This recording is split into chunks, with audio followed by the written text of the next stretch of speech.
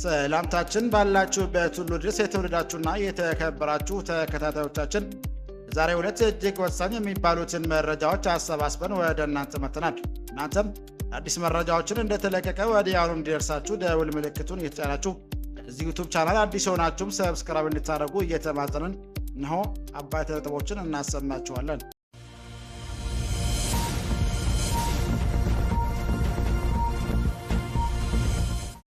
የባህር በር ከመፈለግ መጀመሪያ የሀገር ውስጥ ግጭት አቆሙ ሲል ኤርትራ ማስታወቂያ ሚኒስትር የማነ ገብረ መስቀል ሐሳቡን ሰነዘረ።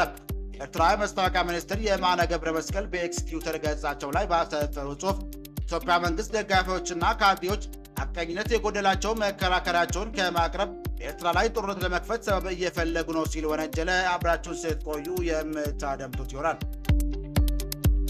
በአገሪቱ ላይ የዳመነው የጦርነት እንቅስቃሴ ኦሮሚያ ላይ ይዞ ሊመጣ የሚችለው አደጋ ከባድ ነው ሲል በይፋዊ መግለጫው የጠቀሰው የኦነግ ነጻነት ግንባር ኦነግ በተለይም ኦሮሚያ ላይ ምዕተ ዓመታት ያስቆጠረ ያለው የግጭት ታሪክ ምንጩ ችግሮች ዘላቂ ልባት ማጣት ነው ሲል አመላክቷል። አብራችሁን ስትቆዩ የምትሰሙት ይሆናል።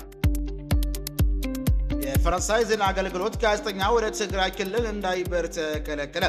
ፈረንሳይ ዜና አገልግሎት የኤፍፒ ጋዜጠኛ በዛሬው ዕለት ወደ ትግራይ ክልል እንዳይበር መከልከሉ የዜና ወኪሉ ዘገበ።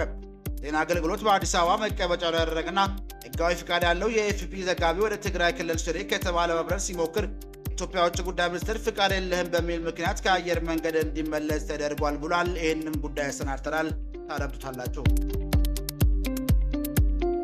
በኢትዮጵያና በሱዳን አዋሳኝ ላይ በተፈጸመ ድሮን ጥቃት የአንድ ሰው ሕይወት ማለፉን ባለስልጣናት አስታወቁ። ሱዳንና በኢትዮጵያ ድንበር አቅጣጫ ላይ በምትገኘው የጉርሙክ ከተማ ሐሙስ ዕለት በታጣቂዎች በተፈጸመ ድሮን ጥቃት የአንድ ሰው ሕይወት ማለፉን ባለስልጣናት ገለጹ። በዝርዝር ታደምጡታላችሁ።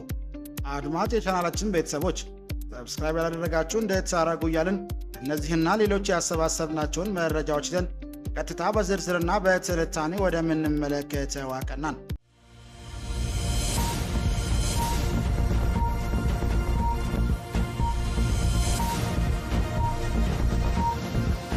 የባህር በር ከመፈለግ መጀመሪያ የሀገር ውስጥ ግጭት አቆሙ ሲል የኤርትራ የማስታወቂያ ሚኒስትር የማነ ገብረ መስቀል ሐሳቡን ሰነዘረ።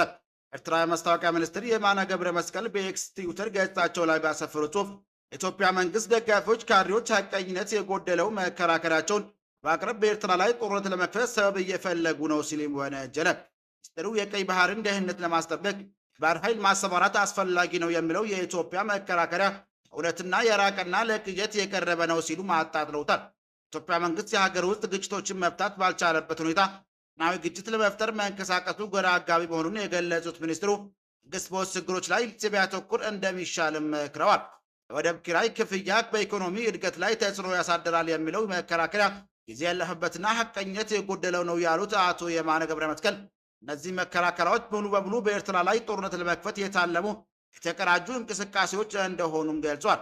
ሚኒስትሩ አክሎም እነዚህ መከራከሪያዎች እውነትና እውቀትን የታከለባቸው ለማስመሰል የተራቀቁ አገላለጦችን ጥቅም ላይ ቢውልም ዋናው ዓላማቸው ግን ሆኖም ተብሎ ውጥረቱን ለማባባስ ኃይል እርምጃ ምክንያት ለመፍጠር ያለመ ነው ብለዋል።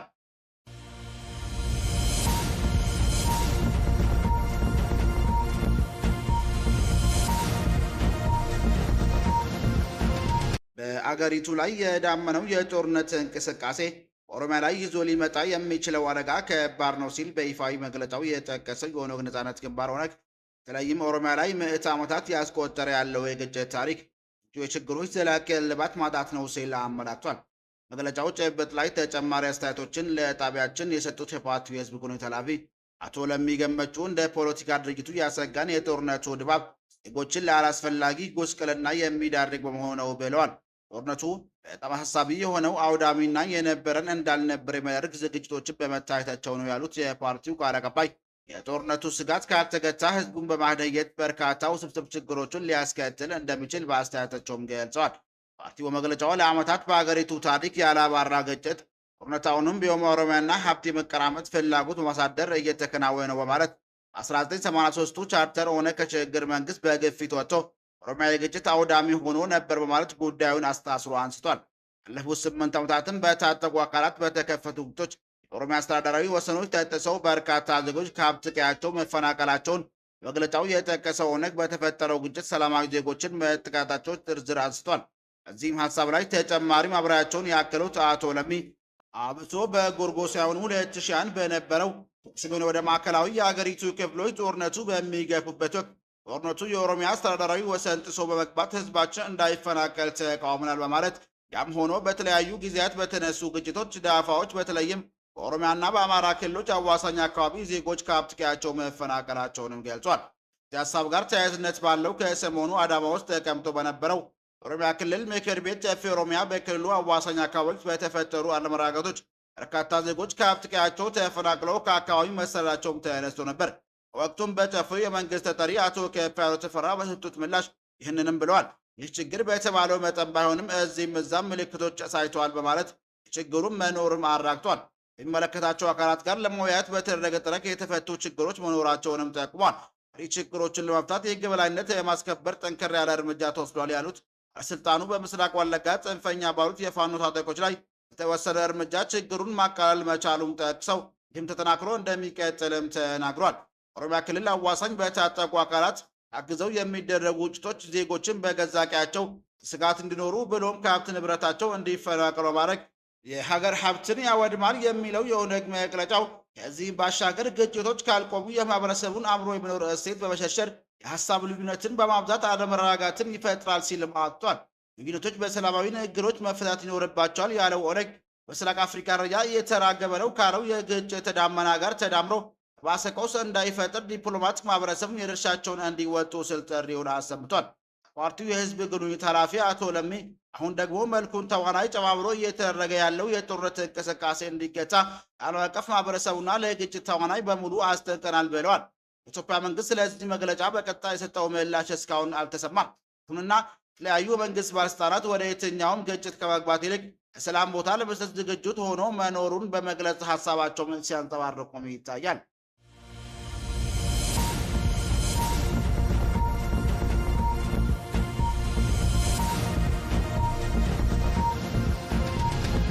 ኢትዮጵያና በሱዳን አዋሳኝ ላይ በተፈጸመ የድሮን ጥቃት አንድ ሰው ህይወት ማለፉን ባለስልጣናት አስታወቁ።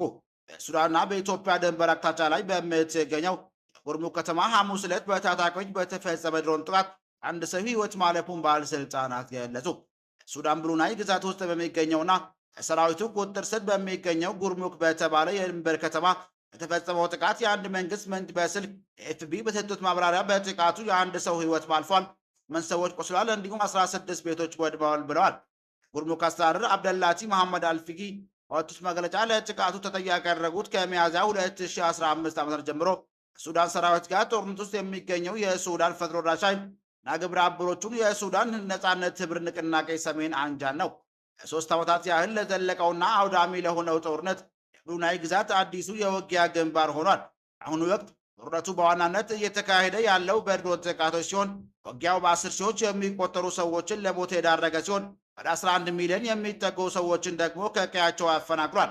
ይህም በዓለም ላይ ግዙፉን የረሃብና የመፈናቀል ቀውስን ፈጥሯል። በተያያዘ ዜና በሱዳን ተፈናቃዮች መጠለያ በተፈጸመ የድሮን ጥቃት ህፃናት መገደላቸውን ተከትሎ ተመድ የህፃናት ደህንነት ስጋት መቀጠሉን አስጠነቀቀ። ሱዳን ምዕራብ ኮርዶፋን አልሱኑት በሚገኝ ተፈናቃዮች መጠለያ ጣቢያ ላይ የደረሰው የድሮን ጥቃት ቢያንስ 15 ህፃናት መገደላቸውን ተከትሎ ሀገሪቱ የሚገኙ ህፃናት ለከፋ አደጋ መጋለጣቸውን የተባበሩት መንግስታት ድርጅት በሁለት አስጠንቅቋል። ድርጅቱ በሱዳን የቀጠለው ግጭት ቁጥጥር ያልተደረገለት መሆኑን በመጥቀስ የትጥቅ ትግሉ ሳቢያ በህፃናት ላይ የሚደርሰው ስጋት አሁንም በከፍተኛ ደረጃ እየቀጠለ መሆኑን ገልጿል።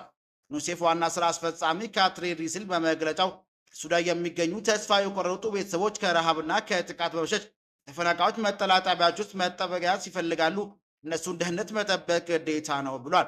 ዋና ስራ አስፈጻሚ አክሎም በኮርዶፋን ቀጠና እየታየ ያለው ሁኔታ በዳርፋር ከታየው አሳዛኝ ሁኔታ ጋር ተመሳሳይ መሆኑንም ገልጿል። ህጻናት ሲገደሉ፣ ሲቆስሉ፣ ሲፈናቀሉና ለህልውናቸው አስፈላጊ ከሆኑ አገልግሎቶች ሲቋረጡ እያየን ነው ሲሉ ሁኔታውን አሳሳቢ መሆኑንም ገልጿል። ዩኒሴፍ በሱዳን መንግስትና በሁለት ተፋላሚ ወገኖች ላይ ባቀረበው ጥሪ ንጹሐን ዜጎች በተለይም ህጻናት ጥበቃ እንዲደረግላቸው በተፈናቃዮች መጠለያና በሲቪል መሰረተ ልማቶች ላይ የሚፈጸሙት ጥቃቶች አስቸኳይ እንዲቆሙ አሳስቧል።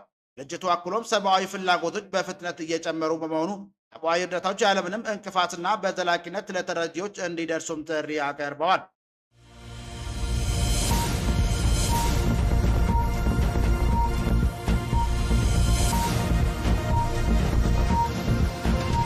የፈረንሳይ የዜና አገልግሎት ጋዜጠኛ ወደ ትግራይ ክልል እንዳይበር ተከለከለ።